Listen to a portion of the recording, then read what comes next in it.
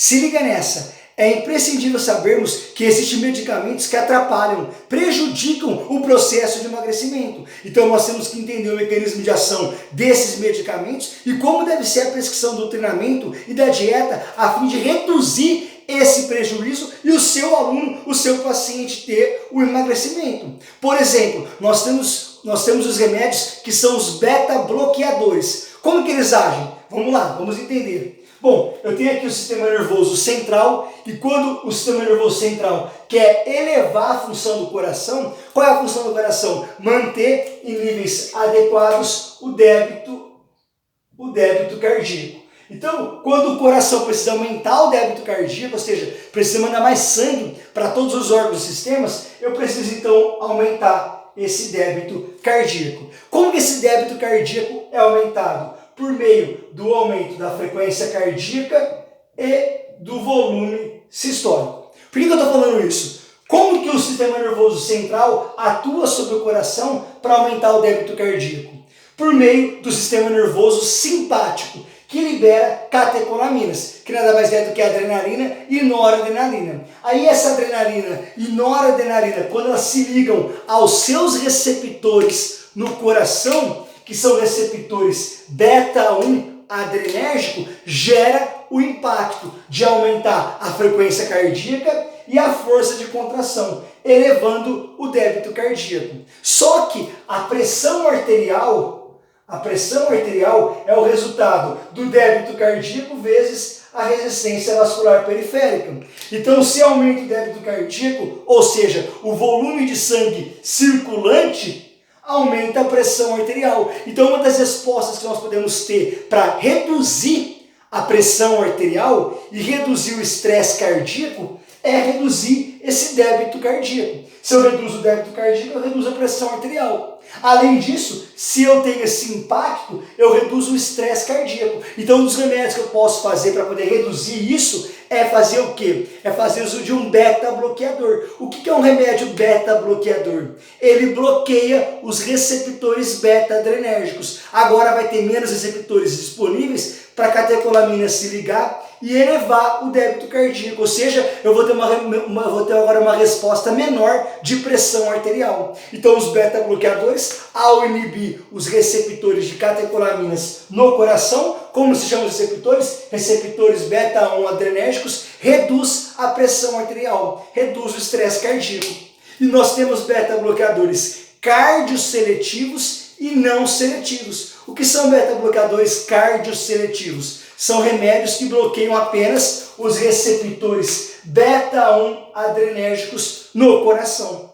Só que nós também temos beta-bloqueadores cardio não seletivos. O que são cardio não seletivos? Eles bloqueiam todos os receptores beta-adrenérgicos. E por que você precisa saber disso? Porque você, por exemplo, tem receptores beta-2 adrenérgico nos vasos sanguíneos da musculatura esquelética. Para poder ter sangue, aporte de oxigênio e o seu aluno ter capacidade de trabalho, agora essas catecolaminas precisam se ligar a esses receptores lá nos vasos sanguíneos da musculatura esquelética. Aí eu vou ter a resposta de vasodilatação e aporte de oxigênio, aporte de sangue, aporte de nutrientes. Só que, se for feito uso de um beta-bloqueador cardio não seletivo, bloqueia esses receptores beta-2 adrenérgico. Agora o seu aluno vai ter menos capacidade de trabalho. E olha que interessante, o processo de emagrecimento envolve duas respostas, lipólise e oxidação. A primeira resposta é a lipólise. O que é a lipólise? Quebra da gordura.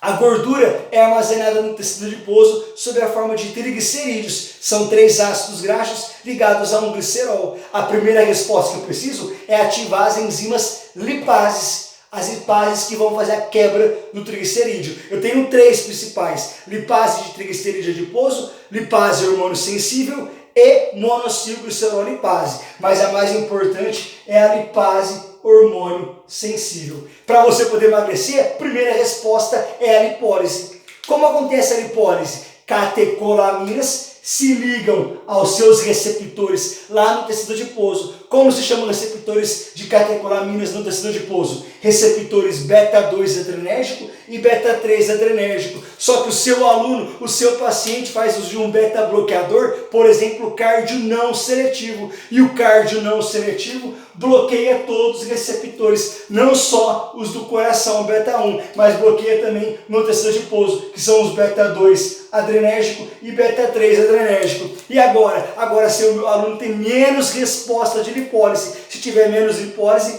vai ter menos oxidação. Rafael, quais são os cardios seletivos? Por exemplo, eu tenho os cardios seletivos atenolol.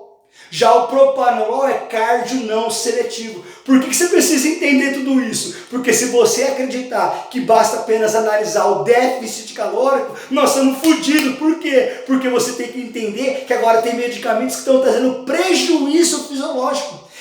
Vai ter o benefício de reduzir o débito cardíaco, reduzir a pressão arterial, reduzir o estresse cardíaco, sim, mas esses remédios podem agora diminuir a resposta de vasodilatação, diminuir o aporte de oxigênio, diminuir a capacidade do seu aluno treinar. Você precisa entender isso, senão ele está treinando e as repercussões histológicas não vão acontecer. Por quê? Porque a capacidade dele é menor. Além disso, reduz a resposta da lipólise. Você entendendo isso, agora você pode intervir, inclusive saber se foi prescrito o medicamento de maneira correta, mesmo você não sendo médico. Você tem que entender por que aquele remédio foi prescrito.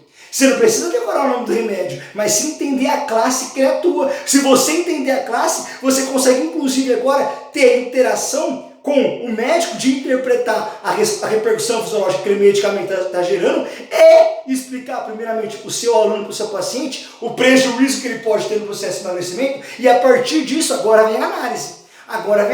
Rafael, o que eu tenho que fazer então para gerar as repercussões fisiológicas que, mesmo tendo prejuízo desse medicamento, porque primeiro, é possível trocar o cardio não seletivo por um cardio seletivo? Essa é a pergunta. Você tem que entender essa repercussão. Por quê? Porque se você quer reduzir o estresse cardíaco, quer reduzir a pressão arterial, um cardio seletivo resolve.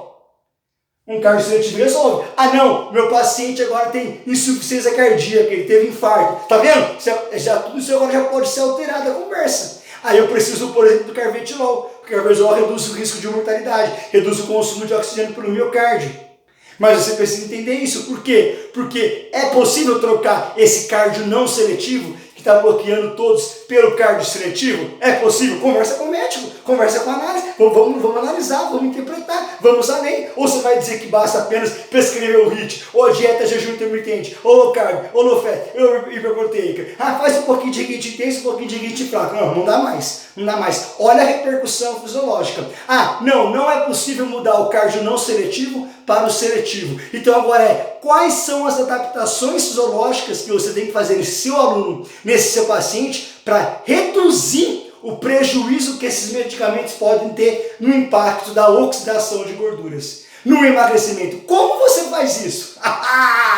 Isso é ser diferente, gente. Isso é ser raro. Mas isso nós vamos discutir numa próxima aula.